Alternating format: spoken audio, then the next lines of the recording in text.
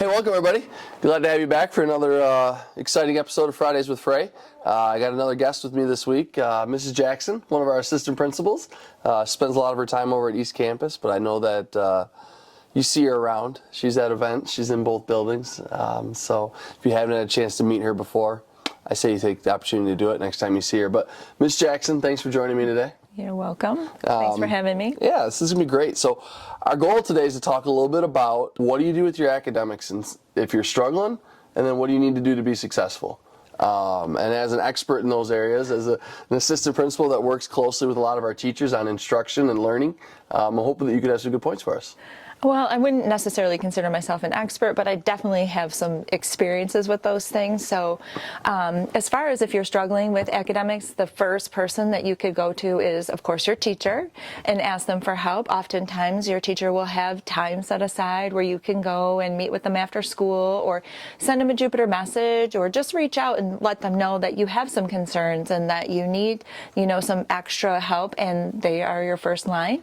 If you find that that's not helpful enough, then you could also reach out to the NHS tutors, which we have at the East Campus Library after school every Tuesday, Wednesday, and Thursday.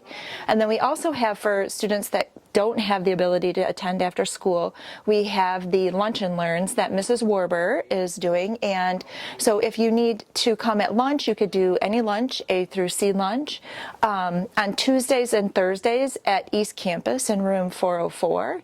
And at West Campus, they are on Mondays and Wednesdays, the W for West for Wednesdays.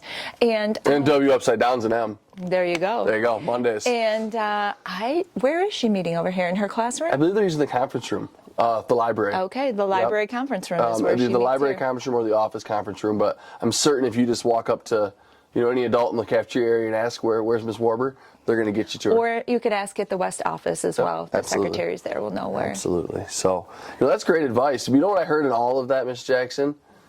If you need help and you're struggling, the first thing you have to do is you have to ask somebody. Yeah. You can't, the worst thing you can do is sit there and struggle and not take the opportunity to ask for help. And we spent a lot of time in classrooms in the last couple of weeks, and what we noticed was a lot of students are good at asking for help. And when they did, they got the help they needed, and it was awesome to see. So if you are struggling, don't be afraid to ask for help. In my experience, I was a high school science teacher for 17 years before I became an administrator. And, the person who's talking is doing the learning. So if you're not engaging in the lesson and in the conversation and giving your input and your insight, then chances are you're not really getting out all the things you need from that particular unit or whatever it is you're working on in class. And, for me, when I was in college, and I don't know about for you, but like my survival was the group of people I surrounded myself with. I would form study groups, and, those were survival skills that really got me through college.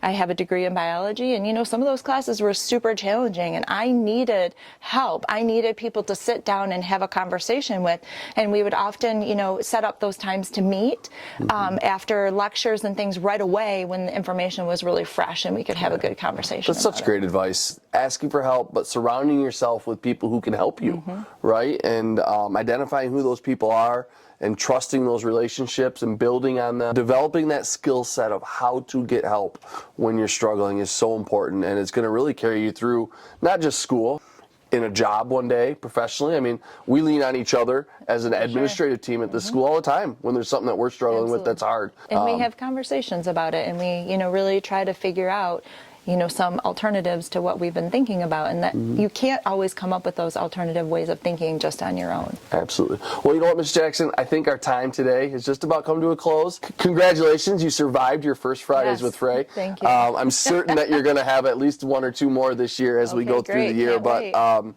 But again, students, thank you for all you do. We love every one of you, and we love the effort that you give us every day, and we know that you can be successful in everything that you do. If you just keep your eyes open, your ears open, and you ask for help when you need it. So with that, have a wonderful rest of your week, and go Bobcats.